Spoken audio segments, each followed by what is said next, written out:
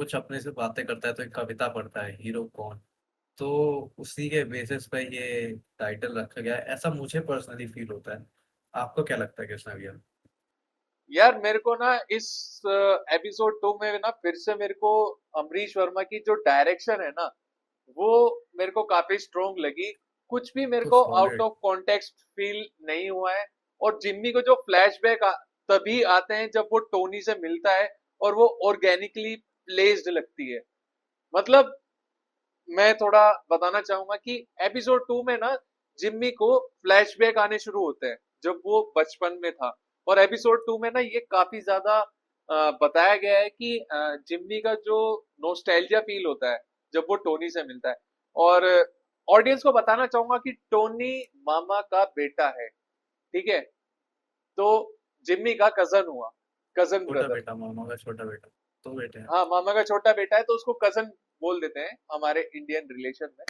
तो यार वो जब अपने कजन से मिलता है तो उसको वो बचपन की सारी यादें या फ्लैशबैक बोल सकते हो वो याद आ जाती है। लेकिन उसका थोड़ा जो फ्लैशबैक था वो काफी ज्यादा ट्रॉमाटाइज था, तो इसलिए थोड़ा सा सैड फील होता है। लेकिन फिर भी यार उस चीज को जो अम्बरीश वर्मा ने इम्पैक्टफुल बनाया है, वो उसकी जो डायरेक्शन जो स्ट्रॉन्ग फील हुई है, वो इसी वजह से हुई है क्योंकि उसने हर एक कैरेक्टर के पीछे की जो बैकग्राउंड स्टोरी है उसको डेप्थ में दिखाया है। ऑब्वियसली उसने, क्योंकि हमने पहले भी बताया था कि ये अमरीश वर्मा ने ना कैरेक्टर्स ऐसे कहीं हवा में नहीं लिखे हैं कि मतलब उसने हवा में देख लिए।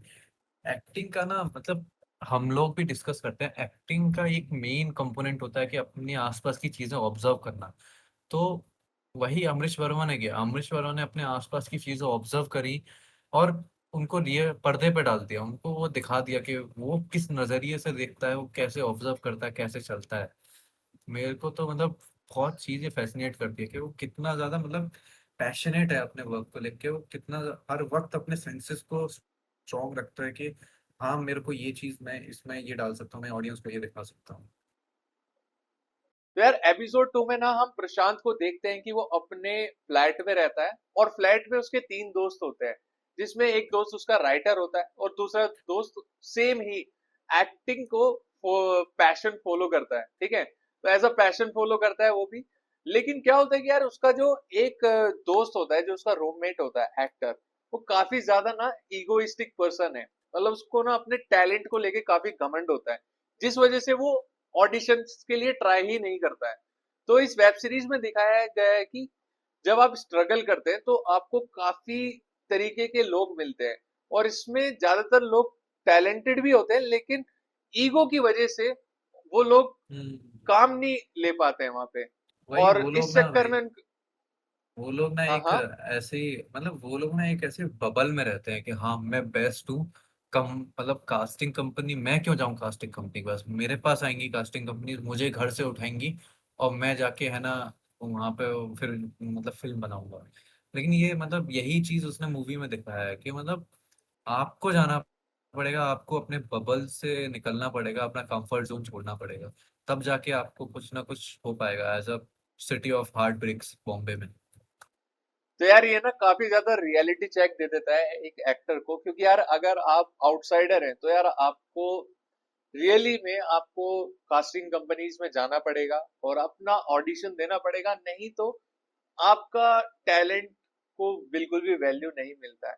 लेकिन जो रियलिटी है यार वो काफी ज्यादा डिफरेंट होती है। आप हो सकते हैं कि आप थिएटर के सबसे अच्छे आर्टिस्ट हैं, लेकिन अगर आप ऑडिशंस वगैरह ट्राई नहीं करते हैं बॉम्बे में, तो यार आप स्ट्रगल करोगे वहां पे, और हो सकता है कि आपको वापस भी जाना पड़े। और यही इस एपिसोड में दिखाते हैं कि उसकी एक ईगो की वजह से उसको कास्टिंग कंपनी में जितने भी लोग थे वो पसंद नहीं करते थे, just because of that attitude. हम्म।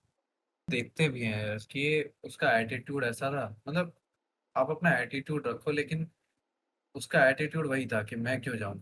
और इस वजह से कास्टिंग कंपनीज कुछ ये भी करती हैं यार आप, कि वो अपने बंदे मतलब पुश कर देती हैं।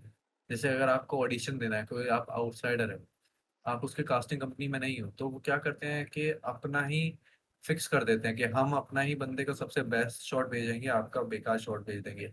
और ये रियलिटी है वहाँ की, ये मतलब बहुत कई लोगों से सुना हूँ मैं।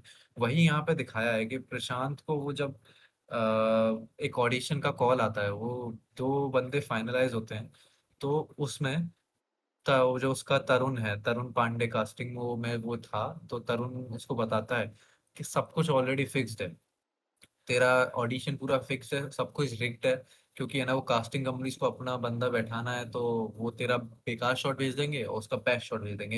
एंड एग्जैक्टली यही होता है वहां पे, इसलिए लोगों को सालों लग जाते हैं एक चांस पाने के लिए। और यही दिखाया है आपको क्या लगता है भैया? तो यार ये ये तो होता ही है यार, मतलब वहां का जो माहौल है यार काफी ज्यादा डिप्रेसिंग भी होता है और काफी ज्यादा प्रेशर भी होता है, मतलब एज एन एक्टर अगर आप बॉम्बे जाते हैं। लेकिन मेरे को एक प्रशांत की एक अच्छी बात ये लगी कि उसको पता है कि ऑडिशन फिक्स है, लेकिन स्टिल वो ऑडिशन देने जाता है। और उसका एक एटीट्यूड होता है कि यार मैं किस्मत की ना नाक पे जाके सिर मारूंगा अपना, लेकिन मैं ऑडिशन तब देने तक जाऊंगा किस्मत तेरी टूट नहीं जाती तब तक मारूंगा ना, हाँ, मतलब ना तब तक तोड़ूंगा किस्मत टूट किस्मत नहीं की। जाती, तब तक मैं हाथ मारता रहूंगा।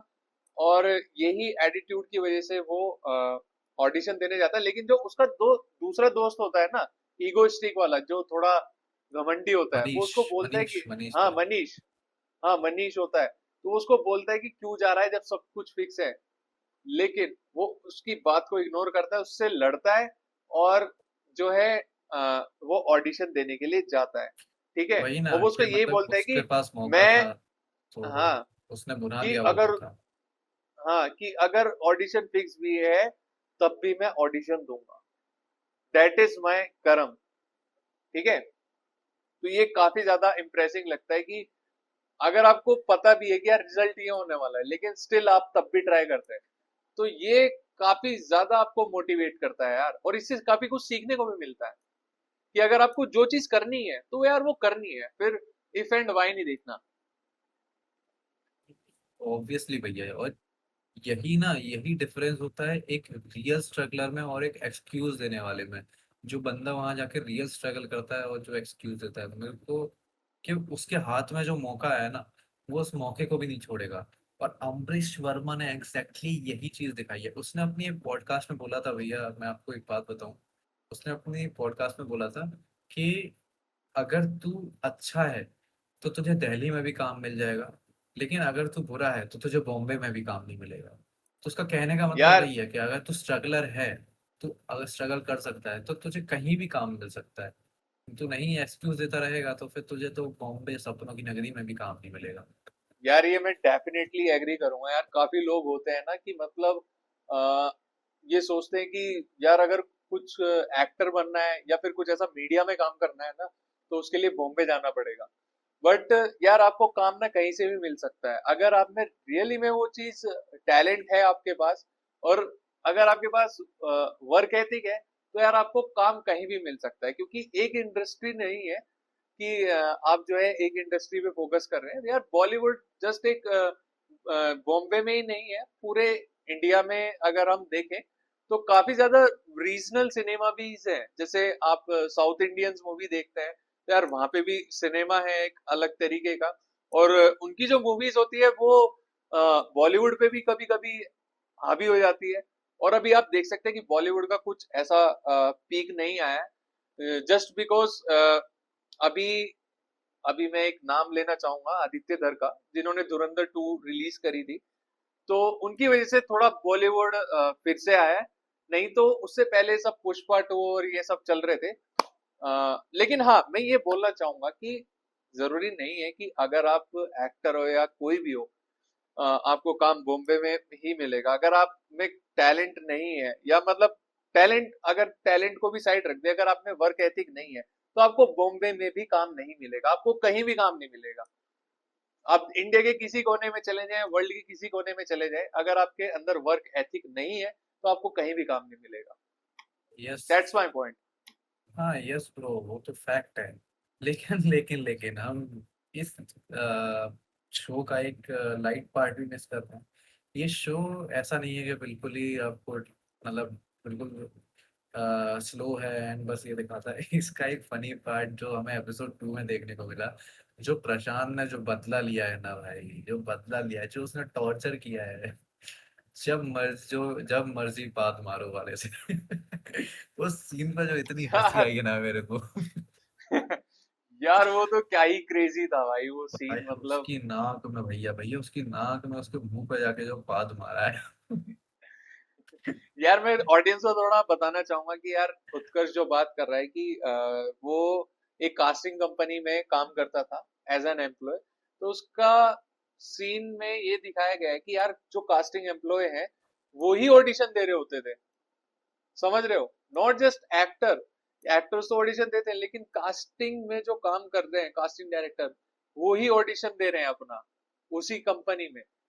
तो उसका झगड़ा हो जाता है, एक जो उसका काम करता है उसके साथ बंदा, उसका झगड़ा हो जाता है और वो उसके साइड में आके ऐसा फार्ट कर देता था, और जिसकी वजह से ना वो उसका बदला लेने के लिए वो एक ऑडिशन प्लान करता है एंड वो ऑडिशन ऐसा प्लान करता है कि उससे वो अपना बदला ले लेता है उसके फार्ट मुंह पे का। टेप लगा के उसके हाथ पैर बांध के भाई भाई यार, उसको जो टॉर्चर किया है, उसके मुंह पे भाई जो क्या ही बाल था मारे यार हैं। वो तो यार कुछ अजीब ही था। भाई यार, तीन तीन लोग उसके तो ऊपर, यार भाई तीन तीन लोग भर के पाद मारे जा रहे हैं, मारे जा रहे हैं। तो यार इस एपिसोड में ना यार हमें जो सुमित सर थे सीजन 1 में उनकी एंट्री हो जाती है और यहीं पे ना ये वाला जो एपिसोड है एंड हो जाता है। पर यार इसमें ना एक कंफ्यूजन फील होता है कि यार जब सुमित सर प्रशांत को ट्रेन में दिखे थे, मतलब जो मैं बता रहा था कि इसमें सुमित सर की एंट्री होती है, तो वो एंट्री इसलिए होती है कि प्रशांत जो है वो ट्रेन में जा रहा होता है और उसके जो नेक्स्ट सीट सीट है जो उसके सामने वाली सीट पे सुमित सर बैठे होते हैं, लेकिन वो उनको पहचान नहीं पाता है। और वो पहचान क्यों नहीं पाता है, उसका एक कंफ्यूजन क्रिएट हो जाता है और उस कंफ्यूजन पे ये एपिसोड एंड हो जाता है। So that what it is guys. तो यार अभी हम जो रिव्यू करने वाले हैं, अ, हम नेक्स्ट एपिसोड का Totally. रिव्यू करेंगे। तो एपिसोड 3 मैं फिर से उत्कर्ष का नाम लूंगा और वो नाम बताएगा कि टाइटल क्या है। यार एपिसोड 3 का पता है ना भाई?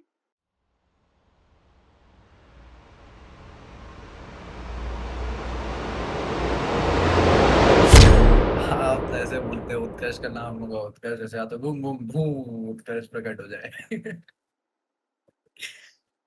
और तो चलो एपिसोड 3 हम लोग स्टार्ट करते हैं। एपिसोड 3 का टाइटल है चाह तेरी रजा मेरी।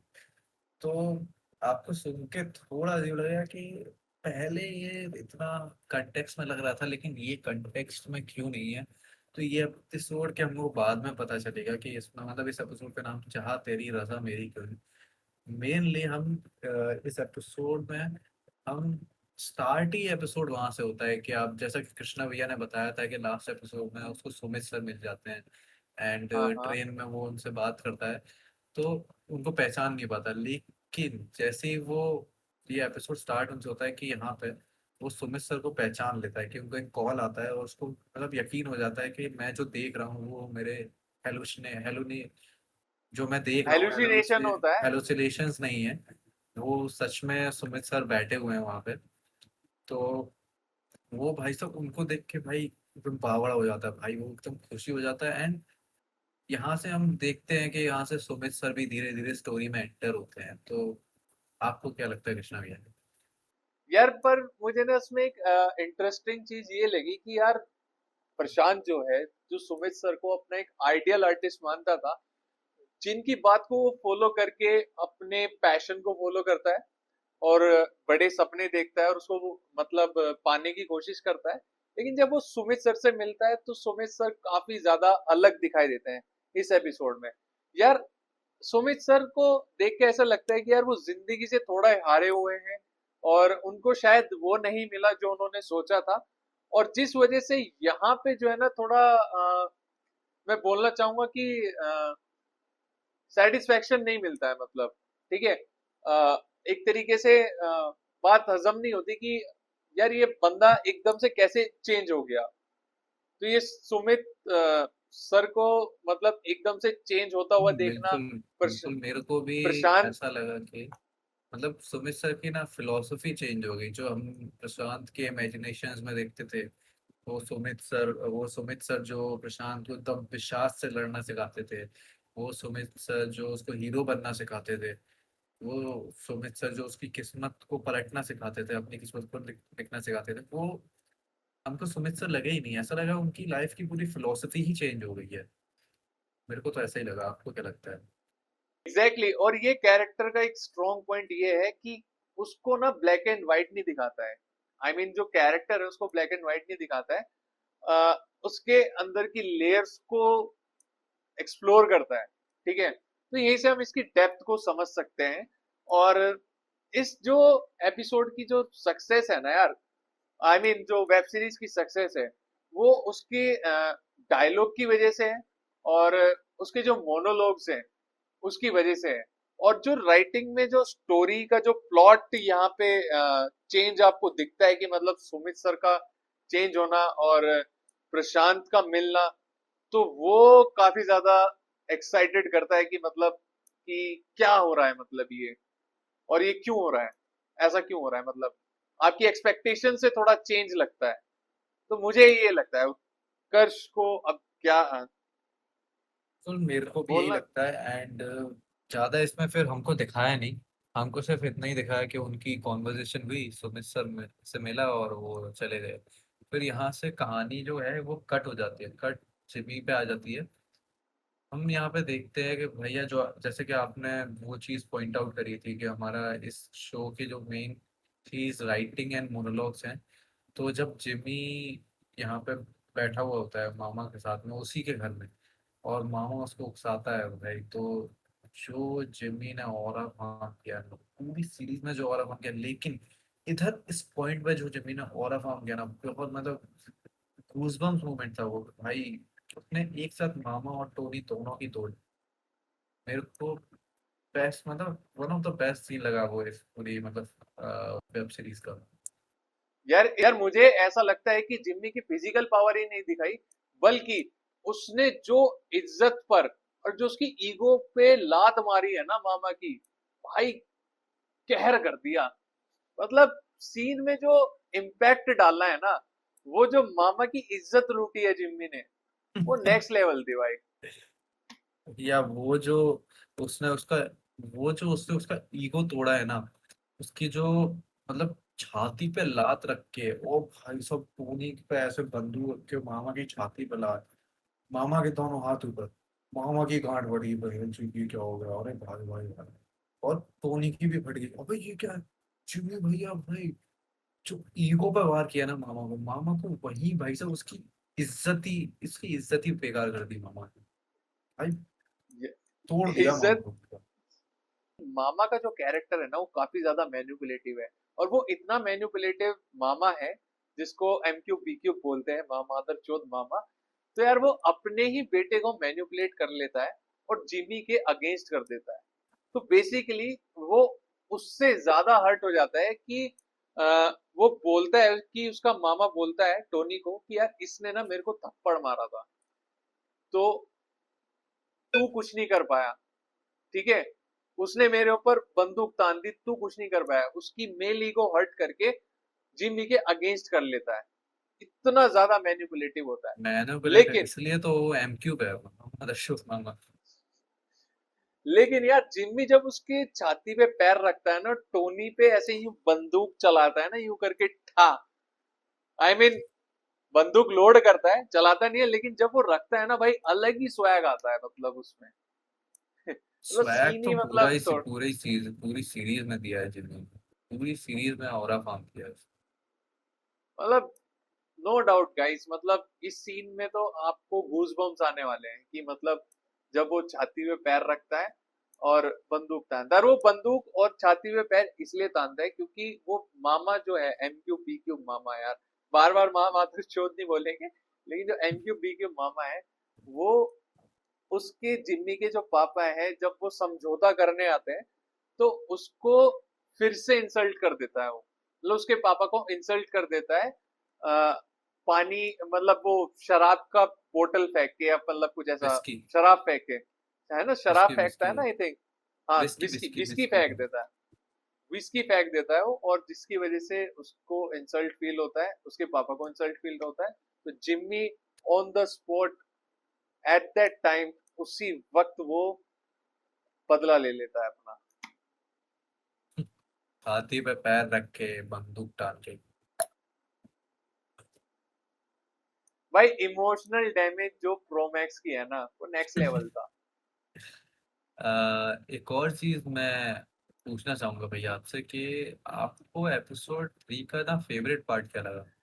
मतलब सबसे बढ़िया चीज क्या लगी एपिसोड 3 में? चिम्मी का कैरेक्टर तो था, और बाकी कुछ चीज यार आपको? इसमें तू बोल, एपिसोड 3 एक में ना यार, और चीज मुझे जो भैया मैं वही पूछने वाला, मतलब ये तो ठीक है, पर इसके अलावा आपकी एपिसोड 3 में और आपको क्या अच्छा लगा जो आपकी फेवरेट चीज हो?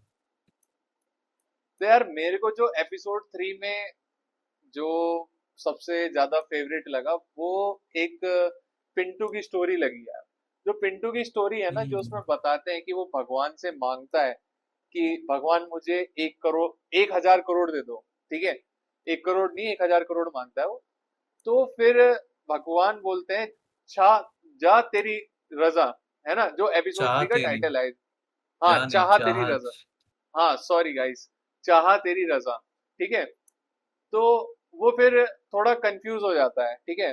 तो वो कंफ्यूज होने की वजह से थोड़ा वो बोलता है कि रुक जाओ भगवान, मैं थोड़ा सोच के बताता हूँ। तो फिर वो लोगों के पास जाता है और वो पूछता है कि यार मेरे पास अगर 1,000 करोड़ आ जाएंगे तो सही है। तो लोग बोलते हैं कि अगर तेरे पास 1,000 करोड़ आ गए और फिर तू अगले दिन मर गया तो फिर वो फिर कंफ्यूजन में वही हो जाता लोग है। जितना लोग उसको जाएंगे और ज्यादा हाँ, कंफ्यूज करते जाते हैं।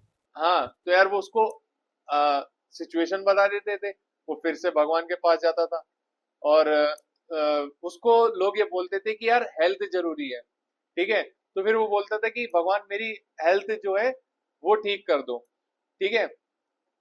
तो फिर वो भगवान बोलते थे चाह तेरी रजा, लेकिन वो फिर बोलते हैं कि रुक जाओ भगवान, मैं थोड़ा 1 मिनट पूछ के आता हूँ।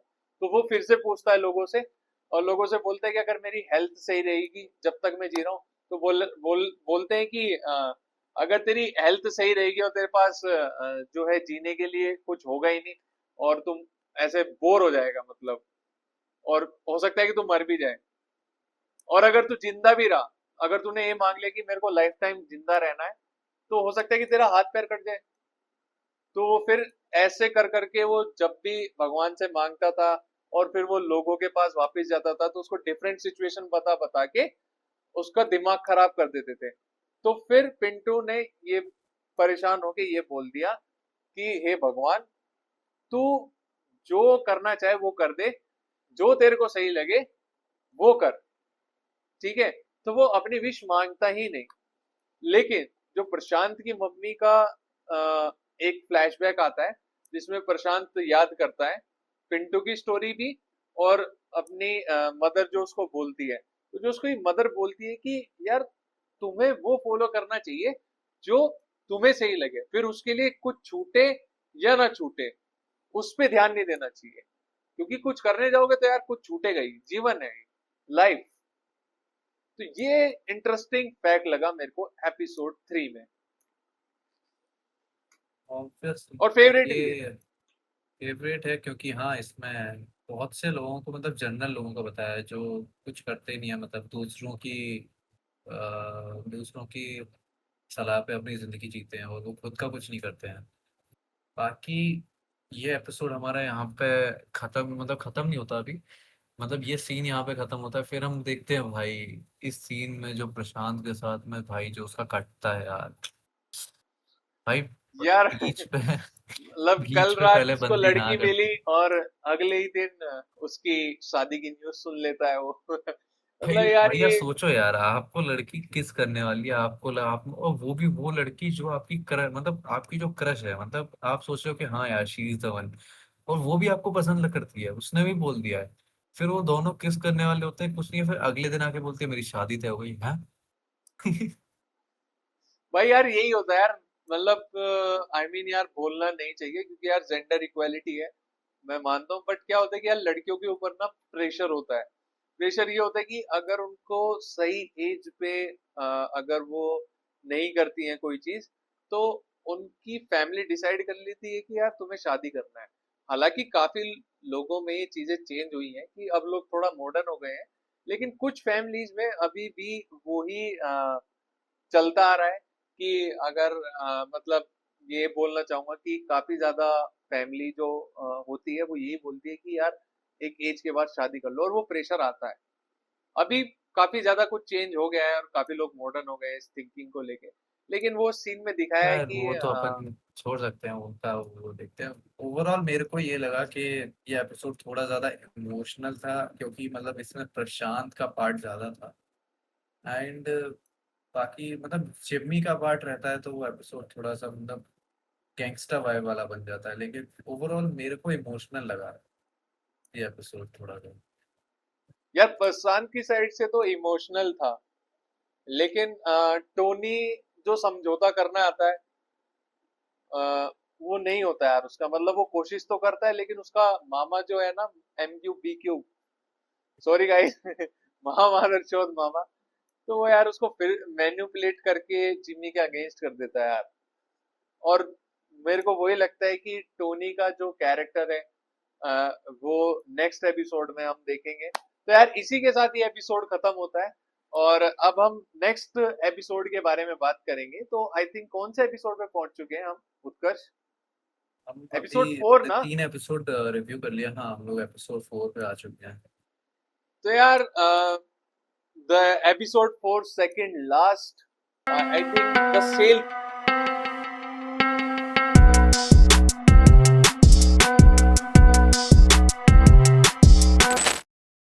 सेल्स गोड नाम है ना, द सेल्स गोड। हाँ, तो हाँ, एपिसोड 4 है सेल्स। द सेल्स गोड। तो यार एपिसोड 4 में हम शिशिर का कमबैक देखते हैं, और शिशिर का कमबैक जिम्मी को ही नहीं इम्पैक्ट करता है बल्कि प्रशांत को भी इम्पैक्ट करता है।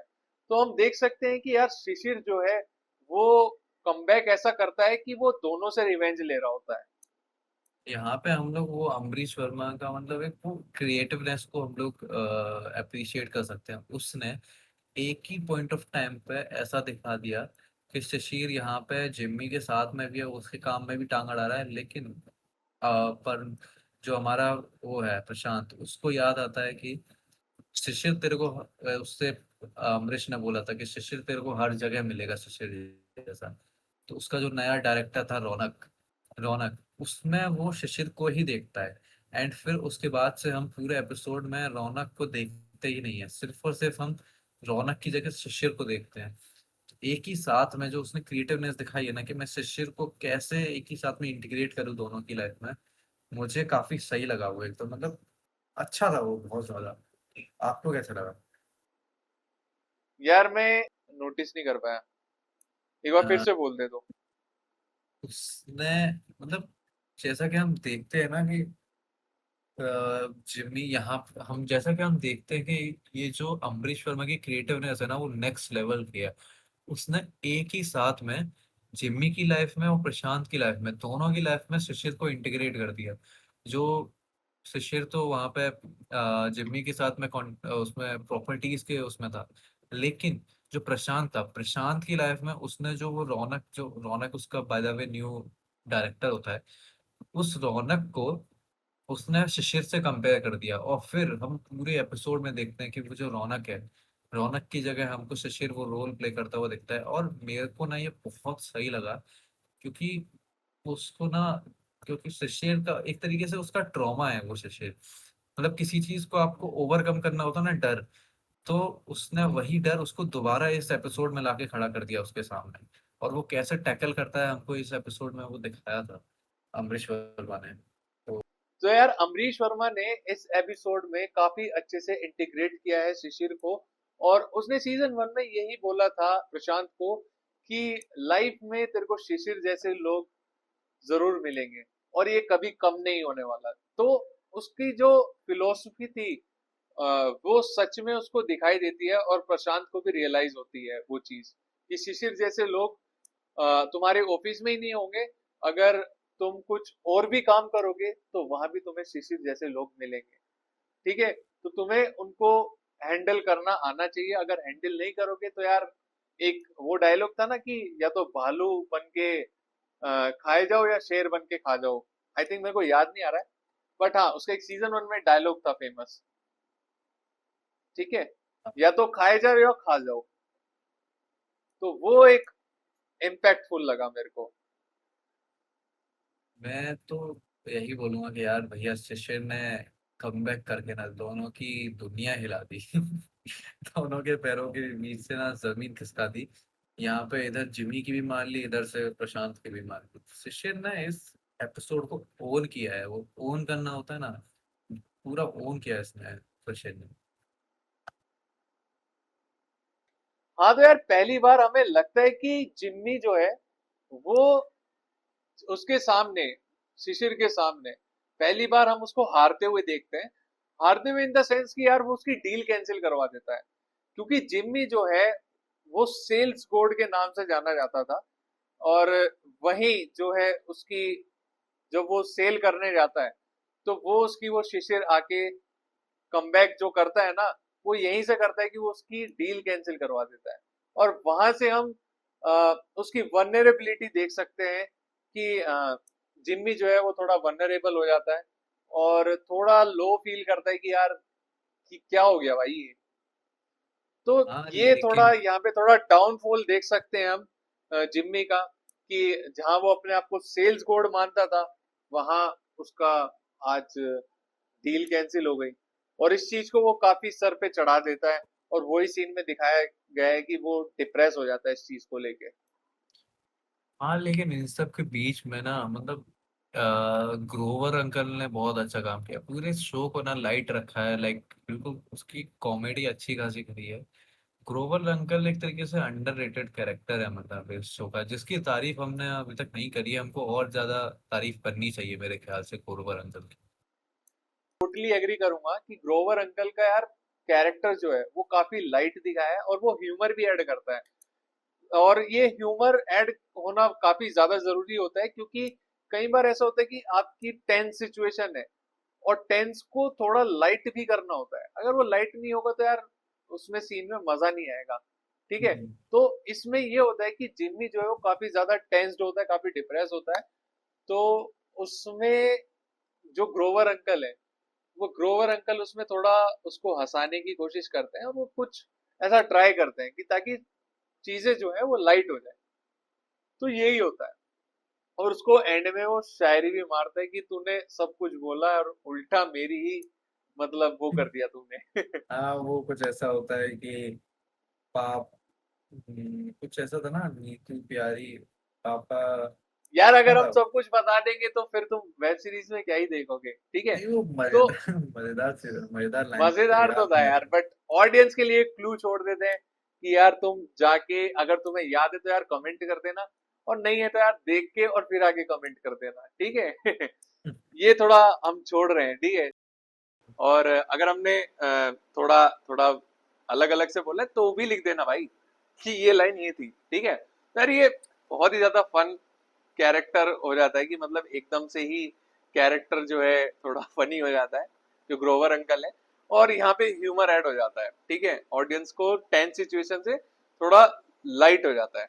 और तभी उस मोमेंट पे ना उसको आइडिया क्रैक होता है कि जो जाट फैमिली होती है ना, यार मैं ये बोलना चाहूंगा कि उनकी जो एकता है वो बहुत, सबसे हाँ ऊपर उनके जात लिए होती है उनकी उनके लिए। कम्युनिटी होती है। और दैट्स वाई जाट कम्युनिटी एक स्ट्रॉन्ग कम्युनिटी माना इसलिए जाता है, क्योंकि यार उनकी कम्युनिटी स्ट्रेंथ जो है वो रिलेशन से ही है, कि उनकी। आप तो बिल्कुल हाँ, रिलेट कर पा रहे होंगे क्योंकि आप भी तो शायद अरे जाती यार, हैं मेरे ख्याल से। अभी ये थोड़ा इंडिया थोड़ा सेक्युलर कंट्री है, ठीक है।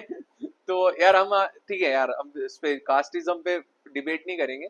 लेकिन हाँ, इसमें ये दिखाया गया है कि जो कम्युनिटी है, तो यार उनके लिए भाईचारा बहुत इंपॉर्टेंट होता है। उनके लिए सबसे पहले ऊपर भाईचारा होता है, भाईचारा ऑन टॉप, और उसके बाद उनका काम होता है। तो इसमें क्या होता है कि जो जिम्मी के साथ जो काम करते हैं, वो उन पे ना वो मैनिपुलेटिव ट्रिक अप्लाई करता है, कि वो जो जाट उसका जो एक जाट, हाँ पैसे पैसे इकट्ठा इकट्ठा करने के करने के लिए। लिए। तो वो जो एक जाट का एक छोटा सा ही मतलब 15 या 14 साल का बंदा होगा, आई मीन हाँ लड़का होता है वो, बंदा बोल रहा हूँ, बंदा तो ज्यादा बड़ा हो गया। तो 15-14 साल का लड़का होता है तो वो उसको थप्पड़ मारता है, और वहीं पे जो है उसका, जो उसके साथ काम करता है, जो उसके साथ हर बुरे काम में उसका साथ देता है, वही उसकी आंखों में हमें देखने को मिलता है कि वो जिम्मी के थोड़ा अगेंस्ट हो जाता है, और वही जिम्मी जो है वो उस चीज को डिकोड कर लेता है कि जाटों में भाईचारा हम्म, ऑन टॉप होता है, और वो उस चीज का फायदा उठा के वो गांव में चला जाता है, एंड गांव में जाके वो बातें यही करता है कि जाटों को समझाने के लिए वो एक म्यूजिक का प्लान करता है ना उत्कर्ष, आई थिंक मैं अगर सही बोल रहा हूँ तो। हाँ वो एक तरीके से मतलब उसका ये था ना कि उसको मामा का जो इलेक्शन है, मामा एमपी का इलेक्शन लड़ रहा है, तो उसको ना फंड्स इकट्ठा करने हैं। तो सेशन ने उसका क्या बोलते हैं डील कैंसिल करवा दी, वहां से तो फंड यार वो आना ना बंद हो गए। मामा को एमपी एमपी लेकिन नहीं अब उसके बनाना पास एक चाहता ही था, रास्ता था। तो उसके लिए उसने एक शायद एक अंकल थे जिनको वो एमपी बनाना चाहता था, तो उसके लिए फंड इकट्ठा करने के लिए वहां से वो जाटों के पास जाते हैं, ताकि जो है उसके पास फंड आ जाए और मामा का जो टिकट है वो कैंसिल हो जाए। ठीक है, मतलब मामा, कुल मिला के ये है कि मामा एमपी नहीं बनना चाहिए, ठीक है, हर तरीके से। तो मेन यही होता है कि यार एपिसोड 4 में वो रास्ता ढूंढ लेता है, और डेफिनेटली वो ट्रिक उसकी काम कर जाती है, और वहीं पे वो सेल्स बोर्ड का टैटू देखता है, वो खुद से फिर मोटिवेट होता है कि यू नो मैं ये टैग डिजर्व करता हूँ।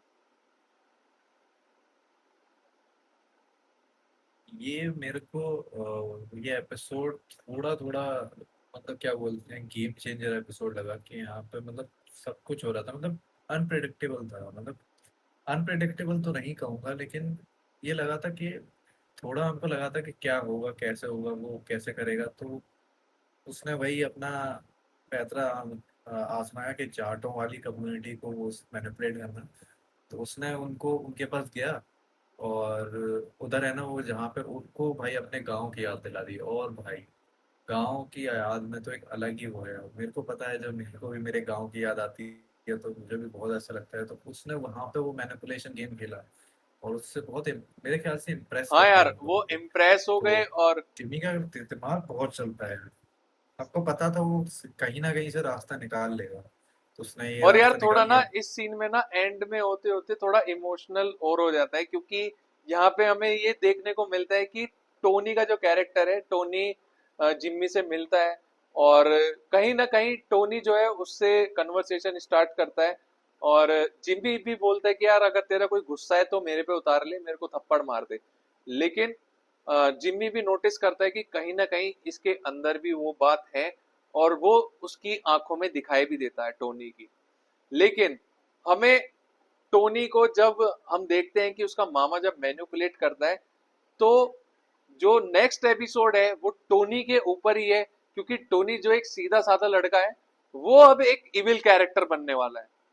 तो यार यहीं पे, यहाँ पे हम टोनी को थोड़ा सा डार्क कैरेक्टर बनते हुए देखते हैं कि मतलब वो पहले थोड़ा सीधा साधा था, लेकिन अब बिल्कुल इविल कैरेक्टर के उसमें चला गया हाँ वो। यार ये तो है ही, और इसी के साथ यार एपिसोड 4 यहीं पे खत्म होता है। तो यार अब हम अ, तो यार इसी के साथ यहाँ पर ये एपिसोड 4 खत्म होता है। तो यार अब हम आगे बढ़ते हैं लास्ट एपिसोड, एपिसोड 5। इसका टाइटल क्या है यार एपिसोड 5 का, तेरे को याद है तो? एपिसोड 5 का भी टाइटल वही था जो हमारा एपिसोड 1 का टाइटल था, सपने टूटने की आवाज। लेकिन यहाँ पे ये सपना टूटने की आवाज किसी और कैरेक्टर के लिए है। अगर तुमने सोचा तो हाँ बिल्कुल सही है, यहाँ पे सपने टूटने की आवाज हमारे प्रशांत के लिए नहीं है, हमारे जिमी के लिए है। यहाँ पे जिमी का सपना टूटा है, एंड वो हम इस एपिसोड में देखते हैं। क्यों आप कृष्णा भैया हमको इसके बारे में आगे बताएंगे कि आखिर जिमी का सपना कैसे टूटा।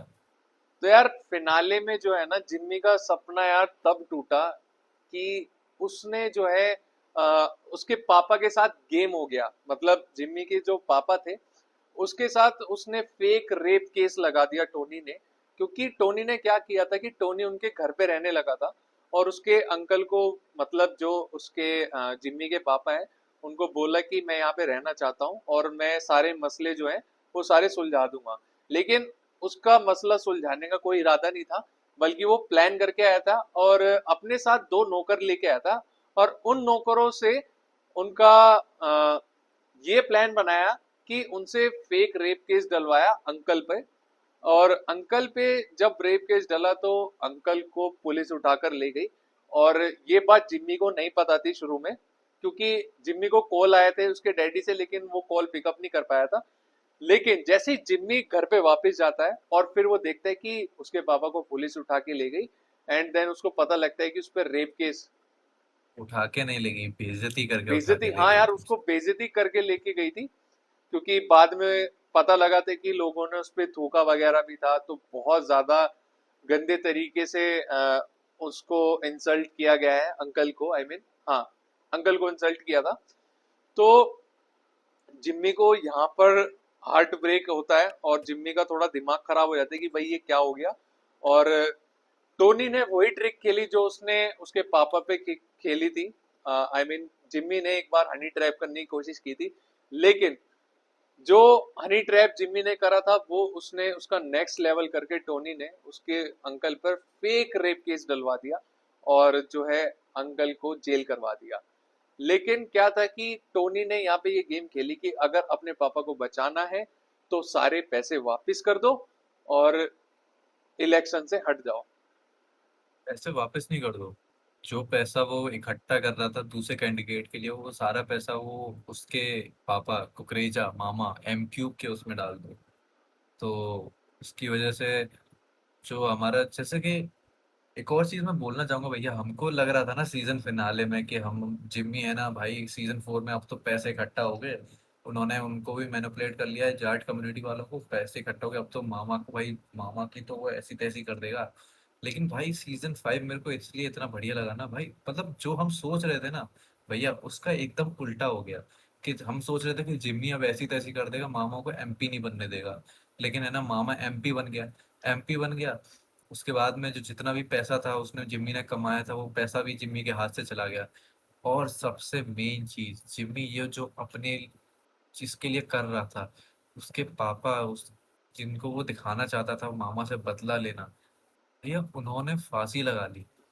जो उसके अकेले पूरी दुनिया में सिर्फ एक ही थे वो, उन्होंने उसके आंखों के सामने फांसी लगा ली। हाँ यार ये तो मतलब सीजन 5 तो भैया बैंगर था, मतलब जो हम सोच रहे थे ना कि जिम्मी हम्म एमपी नहीं बनने देगा, उसके पापा का बदला लेगा, उसके पापा पे थूका तो मामा पे भी थूको, मतलब उसके हम्म। पापा मामा पे थूकेंगे, पूरा मतलब पूरा ही चेंज कर दिया। मतलब समझ में ही नहीं आया, मेरे को तो लगा कि यार एंड में क्या तो हो यही गया। लगता है कि यार अब सब कुछ सॉर्टेड हो जाएगा, लेकिन यहीं पे ओ सीजन कह रहा हूँ, सॉरी यार, यहीं पे जो एपिसोड 5 है, यहीं पे हमारी एक्सपेक्टेशन ब्रेक हो जाती है और यहाँ पे एक आयरनी डेवलप हो जाती है अरे कि भाई, अब जो है वो जो सोचा था वो एक्सपेक्टेड नहीं था, बल्कि कुछ अजीब हो रहा था। क्योंकि वहीं पे हम देखते हैं कि प्रशांत के वही साथ भी तो। गेम मच चुका है और प्रशांत भी जो है डिप्रेस हो चुका था। और सीन में देखते हैं कि वो हमने भैया यही तो सोचा था प्रशांत को भी है ना मूवी मिल जाएगी, सब कुछ सही हो जाएगा, लेकिन सीजन के एंड में प्रशांत बिल्कुल भी, मतलब प्रशांत हाँ के हाथ से भी प्रशांत भी मूवी चली छोड़ गई, देता है उसके मूवी दोस्त के के हाथ लिए से भी और चला गया। जिम्मी के साथ भी ये हादसा हो जाता है। और पर तूने एक चीज बिल्कुल हाँ बट एक्सपेक्टेशन इसमें से ना एक अलग ही हो गया। क्लू है जहां मुझे लगता है कि जिम्मी ने ना अपने पापा से वादा किया था कि आई मीन वादा नहीं किया था, उसके पापा ने पूछा था उससे कि अगर मामा एमपी बन गया तो उसने कहा था कि फिर शर्म खत्म, ठीक है, फिर मैं पापी आदमी, फिर धर्म खत्म। और यहीं पे जो है ना सीजन 5 हम्म, में, ओ सॉरी सीजन 5 बोल रहा हूँ, एपिसोड 5 में हम ये देखते हैं कि जब उसके पापा मर जाते हैं तो वहीं पे उसकी टैग लाइन फिर से आती है कि वो जो एंडिंग एंडिंग की, भैया, वो एंडिंग वो तो बहुत खतरनाक खतरनाक थी थी। कि फिर एंडिंग तो मैं लाइक, पापी वो आदमी, तो एक्सपेक्टेशंस फिर का मैं नेक्स्ट पापी लेवल था। आदमी और फिर धर्म खत्म। धर्म भाई खत्म, वो एंडिंग तो तो नेक्स्ट अब लेवल थी हमें भैया। देखने को यहाँ पे ये मिलता है कि अभी भी सीजन 3 आएगा, क्योंकि और डेफिनेटली आएगा, मुझे पूरा श्योर है कि डेफिनेटली आना चाहिए।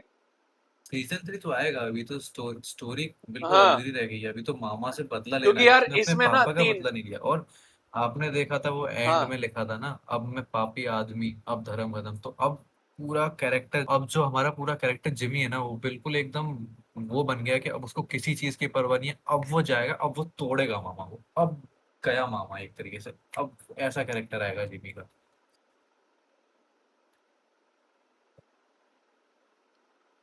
हाँ बट यार इसमें ना मतलब एपिसोड 5 में हम ये, पर यार इसमें ना एक चीज ये है कि एपिसोड 5 में हम्म, ना मामा खुश हो जाता है कि वो तो एमपी बन गया, और जो प्रशांत है वो मूवी छोड़ देता है, खुद लेकिन से एक वो बना। थोड़ा मोटिवेट फील करता है कि यार हम मतलब अगर खुद से बनाते हैं, है ना। हाँ मैं बिल्कुल एग्री करूंगा कि वो बोलते हैं कि खुद से बनाते हैं, कि अगर हम खुद ही मूवी खुद से बना ही देते हैं किस्मत उसकी, लिखना शुरू कर दें, उसके जो यानी कि हम मूवी है। अगर खुद ही भगवान बन जाए तो, हाँ खुद ही मूवी बना देते हैं, तो यार यहाँ पे ना प्रशांत ये डिसीजन लेता है कि हम खुद ही मूवी बनाएंगे। ठीक है, तो यार इसी के साथ ये एपिसोड 5 खत्म होता है। दैट इज, ठीक है। तो दैट्स इट गाइस। अभी हमने हमारी पूरी सीरीज का ब्रेक डाउन कर दिया, सारे एपिसोड, सारी सीरीज, पूरी सीरीज को episode by episode break down किया है। एंड अभी हम लास्ट सेगमेंट पे आ गए हैं। तो सीरीज के ब्रेक डाउन करने के बाद मेरे को कुछ सवाल पूछने थे इस सीरीज से। तो ऑब्वियसली मैं अमरीश वर्मा से नहीं पूछ सकता, अभी तो नहीं पूछ सकता। तो मैं अपने कृष्णा भैया से पूछना चाहूंगा कि भैया आपको क्या लगता है कि सीजन 3 हमारे लिए क्या लेके आने वाला है।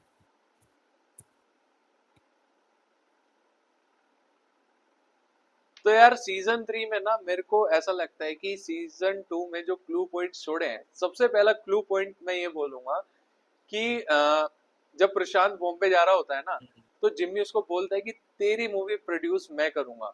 और जब एपिसोड 5 में प्रशांत ये सोच लेता है कि खुद की मूवी बनाऊंगा, तो कहीं ना कहीं मुझे ऐसा लगता है कि सीजन 3 में प्रशांत की मूवी प्रोड्यूस जिम्मी कर सकता है।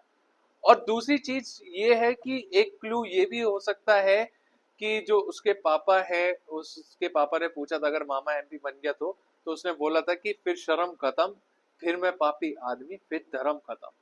तो अब वो जो अप्रोच रखने वाला है, तो वो मामा को बहुत बुरी तरीके से तोड़ेगा, और वो बिल्कुल भी ये नहीं सोचेगा कि सही क्या है और गलत क्या है। तो सीजन 3 में तो मामा की बैंड बजने वाली है, और हमें देखना ये है कि जिम्मी एज अ कैरेक्टर उस चीज को कैसे वो करता है, और कैसे वो अपने गोल को अचीव करता है, आई I मीन अपने मामा को कैसे बर्बाद करता है।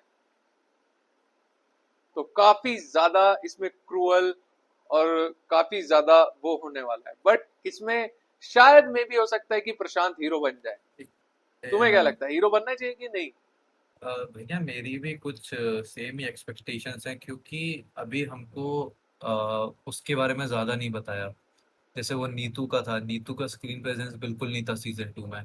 सीजन 1 में कुछ हद तक था, लेकिन सीजन 2 में नहीं था। तो मैं चाहूंगा कि सीजन 3 में शायद उसका कुछ ज्यादा हो। और अभी वही जो आपने बताया, अब पापी आदमी शर्म खत्म, अब मामा की तो टूटने वाली है, मेरे को ऐसा लग रहा है। अब अमरीश वर्मा जो का कैरेक्टर है जिमी, वो फुल ऑन जाने वाला है, मेरे को ऐसा लगता है। पहले वो लगता था अपने पापा की वजह से हो जाएगा, वो शर्म कर लेगा, लेकिन अब तो तोड़ ही देगा। और दूसरी चीज ये है कि देखना सबसे ज्यादा इंटरेस्टिंग ये होगा कि क्या वो जो मूवी प्रोड्यूस करने की बात करी है प्रशांत ने, वो मूवी प्रोड्यूस करता है या नहीं करता है जिमी, क्योंकि अभी जिमी के भी लौड़े लगे हुए हैं।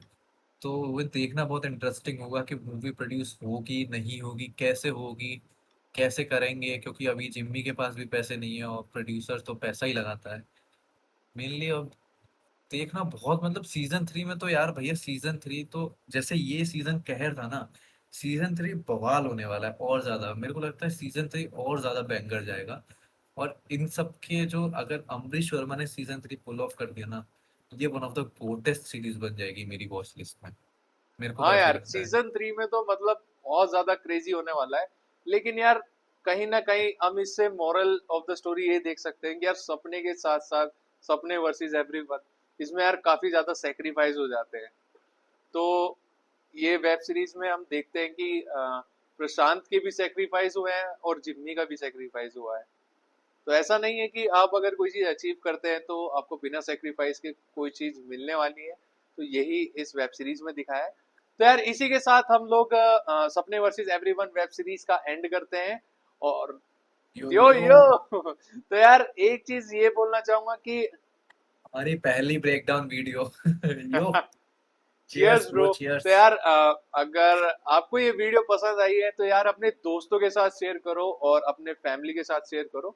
और हाँ, थोड़ा बहुत यार, लाइक, शेयर, हाँ यार, सब्सक्राइब। जो उसने बोला है ना, लाइक शेयर सब्सक्राइब, वो करना है।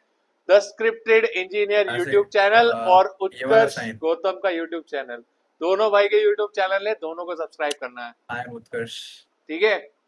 चाहो तो इंस्टा पे भी आप फॉलो कर अरे वो सकते हो। अपनी ऑडियंस इतनी स्मार्ट है यार, वो ढूंढ ही लेगी। ठीक है। तो यार ये तुम लोगों का काम है, लेकिन ऑब्वियसली। इस चैनल पे अगर आए हो तो यार इस पर सब्सक्राइब बटन हिट कर देना। और उत्कर्ष का भी चैनल को आपको सब्सक्राइब हिट कर देना है, क्योंकि ये कोलैबोरेशन वीडियो है। Hit the bell icon also, ताकि हम लोग नेक्स्ट ब्रेकडाउन ताकि वीडियो यार लेके आए तुम्हारे तो आपको नोटिफिकेशन सबसे में पहले हमारी वीडियो खबर आ आए। जाए, और हम ऐसी ही ब्रेक डाउन वीडियोस और जो है रिव्यूज वीडियोस हम ऐसी ही लाते रहें और ऐसी ही बनाते रहें, और प्यार बांटते रहें, और सबको खुश रखें, अपने पेट्स को खुश रखें, आसपास के लोगों को खुश रखें। और दूसरा ये है कि अगर आपको कोई भी मूवी या कोई वेब सीरीज ब्रेक डाउन करानी है तो कमेंट डाउन करो। एंड अगर आपको सीजन 1 का भी ब्रेक डाउन चाहिए तो यार कमेंट डाउन करो। अगर उस पे ज्यादा लाइक हुए तो definitely we will make it. And हाँ यार, ठीक है। तो इसी के साथ अब हम एंड करते हैं। ठीक है guys, have a good day and stay tuned guys. Take take care. Care, the bye bye. Scripted engineers and the Utkarsh Gautam. ठीक है यार, चैनल को सब्सक्राइब कर लो, बहुत अमेजिंग कंटेंट है। ठीक है। Okay, that's it.